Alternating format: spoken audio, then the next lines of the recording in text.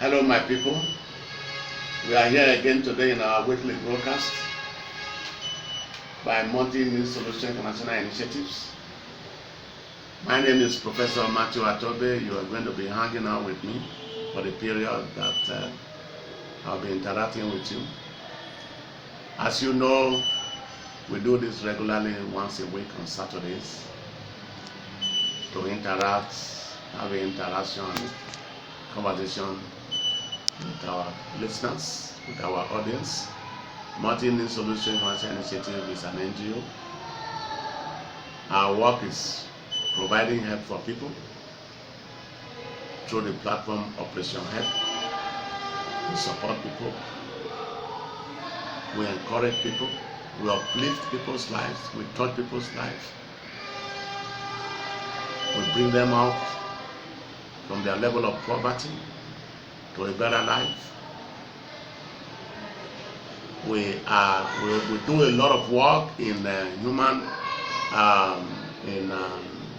political advocacy. Do a lot of work in human rights advocacy and legal services representation. We do a lot of work in enhancing quality of education.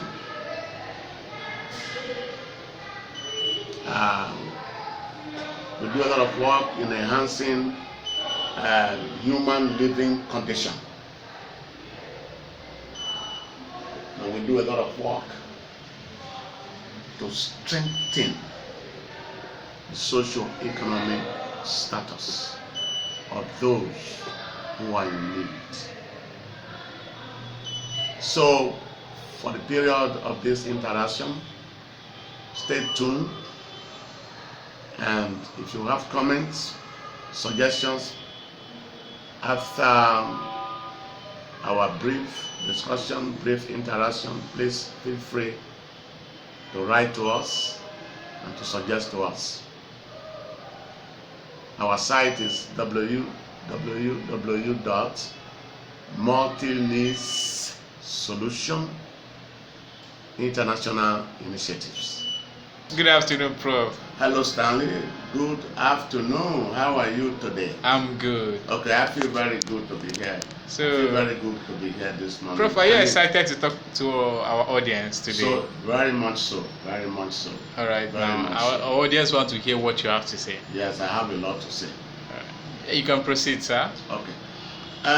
Stanley, let me ask you, what do you want me to talk about today? Professor, based on what is going on in our society today and based on the current, what that is trending, most people are not really happy concerning the increase in electricity tariff and then the increase in PMS, that is a premium motor spirit. A lot of Nigerians are, agitating and they are not happy. They are angry. Why should the government do something like this at this, hard time? Do you feel that the government is right to have increased it at this point in time, or have you been expecting such an increment before? Stanley, this is a good question. I have been moving around in Abuja.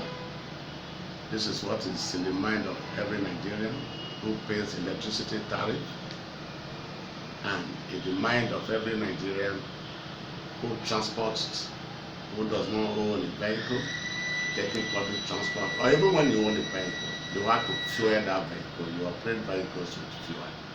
So it's in the mind of every Nigerian citizen, every Nigerian adult, who has to wake up every morning to go to work, who has to pay electricity bill every month. Whether you have a job or you don't have a job, you have to look for the needs. They're talking about the timing. The timing, I'm not in the mind of the government.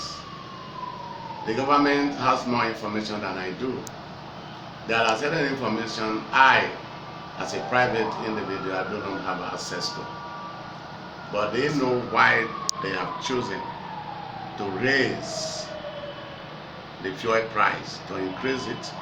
That is now at the pump at 162 naira. As a matter of fact, I filled my vehicle yesterday. It took more money for me to feel it than before.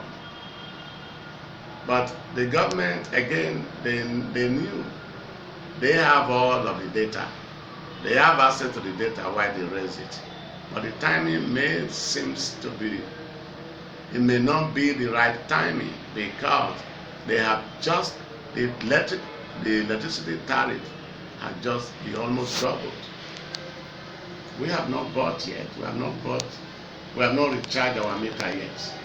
So we don't know how much money is going to be on top of what we have been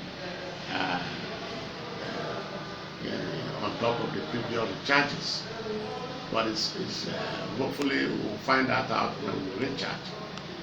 Look, all of the socio-economic condition of every citizen living, the socio-economic condition of every citizen that live in over the 200 countries plus, meaning more than 200 countries all over the world, has been complicated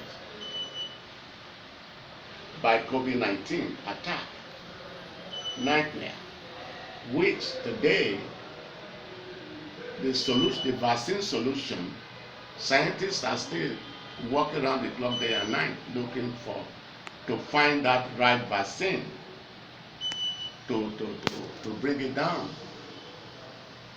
to solve the issue. Jobs are lost. Remember, in all these countries, over 200 countries, there have been an economic lockdown, educational lockdown, productivity lockdown. Lives have been locked down since March, in some countries in February. And in our country, we are still facing this lockdown. We are still facing these socio-economic restrictions. We are just gradually returning. What is the implication of this? What is the impact of this, Stanley? People have not, although the government has been paying the civil servants, but a lot of the private companies, especially the smaller companies, they have not been paying their own employees. Their employees have been sitting at home. They have been home. Those traders who are in the market, their market has not really been flowing. Their selling has not been snowing as before, because people have no money. People have not been paid. Since April, they have been home. And those that are in the artisans in private self-employment, for example, the carpenters, the plumbers, the mechanics, the painters, the electricians, the tilers, they have not have job. That means they are not having jobs as before the lockdown, before this COVID-19 came into place. It's only when they are called for a service that they are paid. But those that are supposed to be calling them for a service delivery, many of them have not had the opportunity to have access to money, because they themselves are out of work, except only those that are civil servants. So this has been the problem. This is why Nigerians are complaining. They are bitter about the tariff increase and about the fuel increase. Why are they bitter? They are bitter because, meaning that if they don't have money to pay this tariff, they're going to stay in darkness. And those that are not able to pay the transports, many of them will be trekking to work. How far can they trek? You may recall that even this Abuja, a lot of those people that work in Abuja live outside Abuja city. Some of them live in Kaduna Road, some of them live in Suleja. Some of them live in Nasarawa. Some of them live even in Kwali, Gwangwalada, Abaji, Lokoja. How do they commute to work? And you know our people here, the transporters, don't be surprised they will just double the price. They will double it. So if they don't have, how do they come to work? How do they commute to work? These are some of the things I think the government should have considered the impact. What about the food prices? In raising the fuel price, the pump fuel price to 162 naira is going to have two impacts: increase in transportation, because when transportation, moving the food items from farm, transporting it from farm, from where they are produced to the city market. When it gets to the city market, the vendors, what do you think they will do? They are going to raise the price, because they are there to make a profit. They are going to pass the cost, the increase in the transportation cost. They are going to pass it to the consumers that are going to be buying these food items. So definitely it's going to increase hunger. There is going to be more hunger in the land. Many people are not going to be able to afford it. So Stanley, when you go into the hinterland, you go into the remote countries in the remote communities, the remote villages in this country, people are suffering, people are hungry. Already brought about by this complication of COVID-19. Before COVID-19, you may recall that unemployment before then was high, was over, I can't quote the exact number, was in double digits. Now COVID-19 has come in. They are now saying that unemployment in Nigeria is probably over 20%, over 25%. Depending on the source you are quoting. The data is there. So it simply means that COVID-19 now has, because factories have closed down, a lot of our graduates in the millions are running around without jobs. The government is doing all it can. I think I'm hearing that about 400,000 in empowered jobs are available. A couple of weeks ago, it was the news reporting that over 5 million have applied for that job. Maybe it's getting to about 6 million now. The government actually extended it by 2 weeks for more people to apply. We are talking about graduate, PS degree, even master degree holders. Not even the secondary school certificate holders. So it's a challenge. There's hardship in this country. There's hunger. There's suffering. There's homelessness. Socioeconomic quality is down. So this is why Nigerians are concerned. This is why they are worried. This is why they are frustrated. This is why they are discouraged. This is why they are stressed out. Many are depressed. A lot. This is why their emotional strengths have been torn apart. These people are hungry. So, what's the way forward? We know that these problems are there. These challenges are there. Again, I'm not in a position to be questioning the government why they came out with this policy. Because I've said earlier at the beginning of this programming that they have access to data which I don't. For them, they have good reasons to increase. They have good reasons to increase the tariff and to raise the pump petrol price. I was hearing the other day that a couple of days ago that this is going to affect. I mean, one of the good things that will come out of this is there will be no more subsidy to oil cabals. But hopefully, we have to go through this, and we should look in on the brighter side of it. That more refineries, more policies will come out to encourage more privately owned refineries, and also, secondly, to be refining the petroleum products that we are now importing into Nigeria, who buy our crude oil to refine those products and bring it back to us to buy at a higher prices. My thing here is that the government should augment this with some form of relief, socio-economic relief,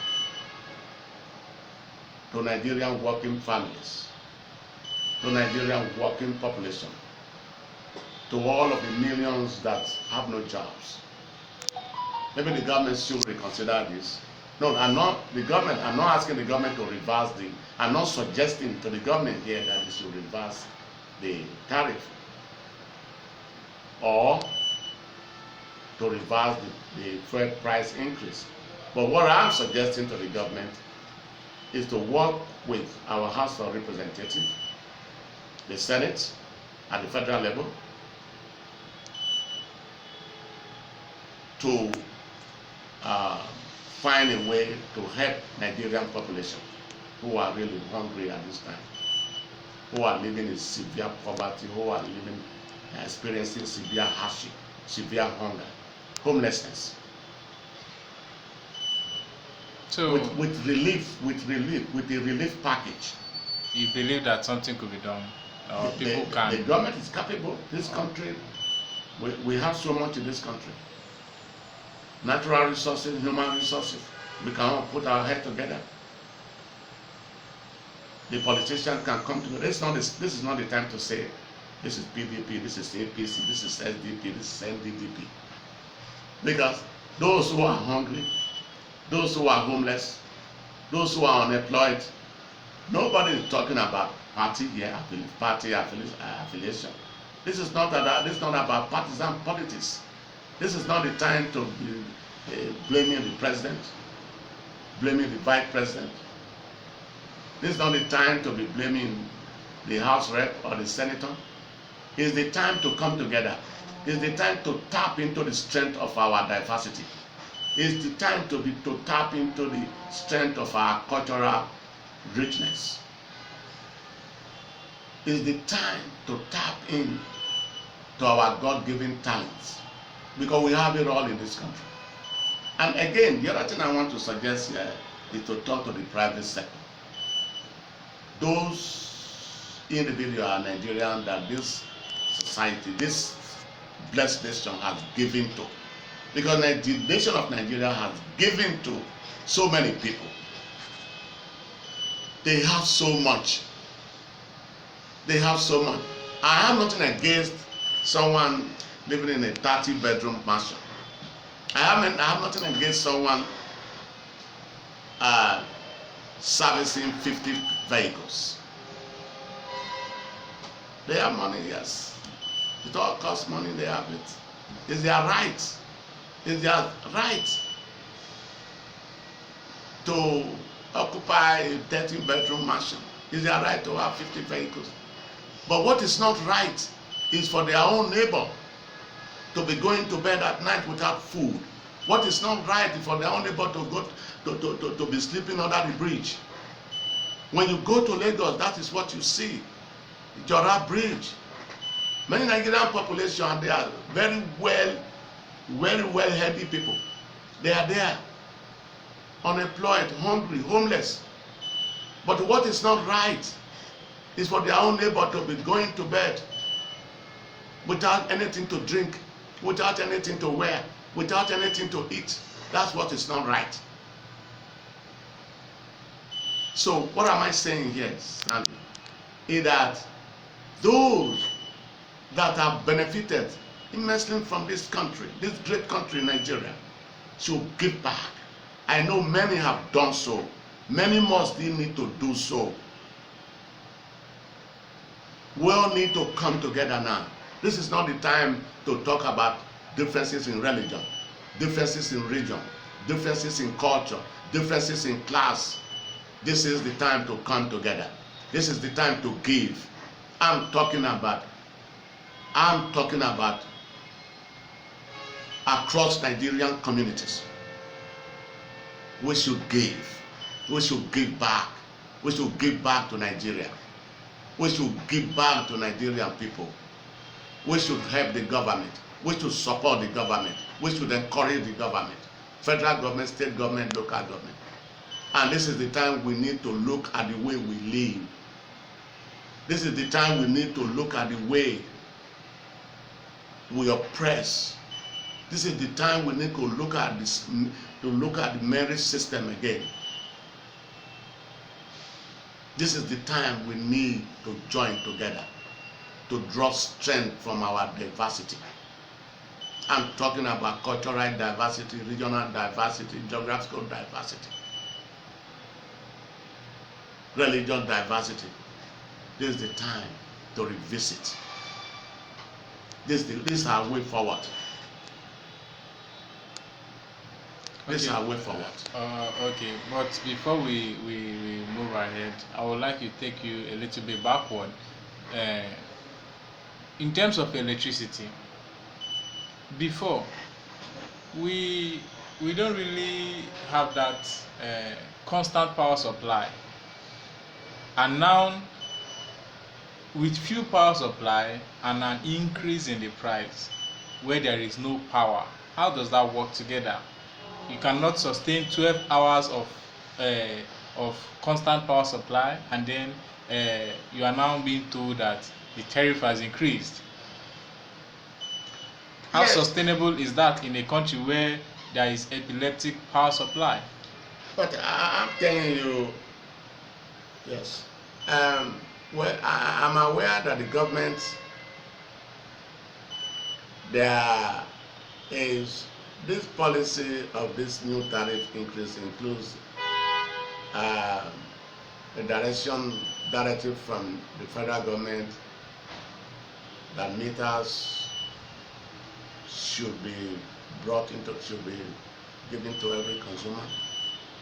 Every consumer should be given the privilege and opportunity to have a meter, so that they can recharge their meter according to use. Okay, I'm aware about that. But if there is a meter, because I use meter in my home in the United States, and it depends on use. During the summer you pay more, during the winter you pay less. So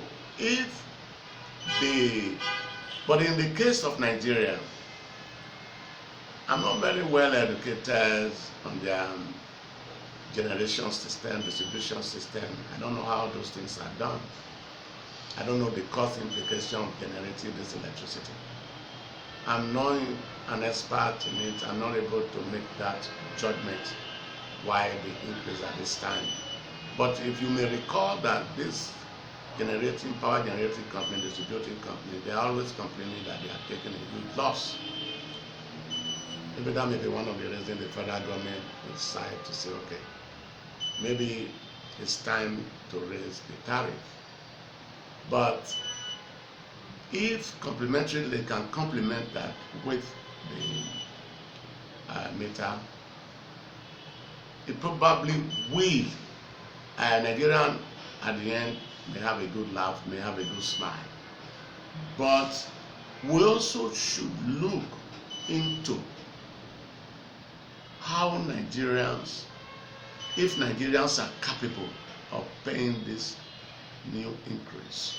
I think we should balance it. There should be an equity in the process. I don't know how much the federal government has been subsidizing it. I don't know the percentage of the government subsidy. But I think the government probably, I'm suggesting maybe the government may need to look into that direction, see how they can bring help to the Nigerian consumers. Maybe especially those that are on the lower socio-economic, lower level of the ladder. So in a nutshell, or in a few words, what words of encouragement do you have for the common man in the street who feels that the government is the enemy at this time? Because it seems that the government is the enemy by increasing the pump price and the electricity tariff at the same time. I want to tell you this. I have two suggestions. The government. Anyway, let me talk about the Nigerian people. I am with the Nigerian people. I'm one of the Nigerian people. When I'm in Nigeria, I suffer the same thing. I pay electricity bill. I operate a vehicle. I buy fuel. But we should give our cooperation to the government.